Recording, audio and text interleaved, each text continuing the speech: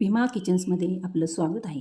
आपण आज बनवणार आहोत सोयाबीनची साधी आणि सोपी भाजी. मी टोमॅटो घेतलेला आहे, कस्तुरी मेथी घेतलेली आहे, धण्याची पावडर, कांदा लसूण मसाला घेतलेला आहे, मटण मसाला घेतलेला आहे, जिरे घेतले, मोहरी घेतली, मीठ, कोथिंबीर आणि कढीपत्ता घेतलेला आहे. कढईत आपण तेल टाकून घेऊया. सवा पळी मी तेल टाकून घेतलेलं आहे. त्याच्यात मोहरी तडतडली की लगेच जिरे टाकायचे. त्यात टोमॅटो टाकून घ्यायचं. थोडं छान टाकून घ्यायचं. त्यात आपण कढीपत्ता टाकून घेऊया. थोडीशी हळद टाकायची. कांदा लसूण मसाला 2 चमचे टाकायचा.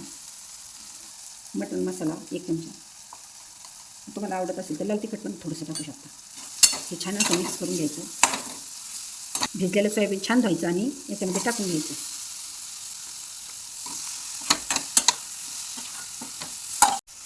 लगेच 1 चमचा मीठ टाकून घ्यायचं. आपण थोडीशी कोथिंबीर टाकायची.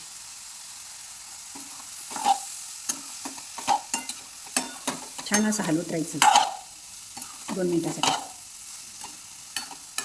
याच्यात आपल्या आवडीनुसार पाणी टाकायचं. 1 चमचा धण्याची पावडर टाकायची. आपण थोडीशी कस्तुरी मेथी पण टाकायची.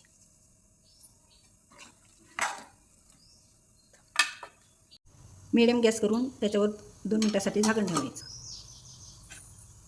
सोयाबीन शिजलं की नाही आपण पाहूया.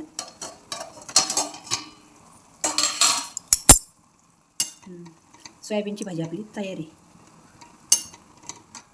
सोयाबीनची भाजी नक्की करून पहा आणि नंतर लाईक आणि शेअर करायला विसरू नका.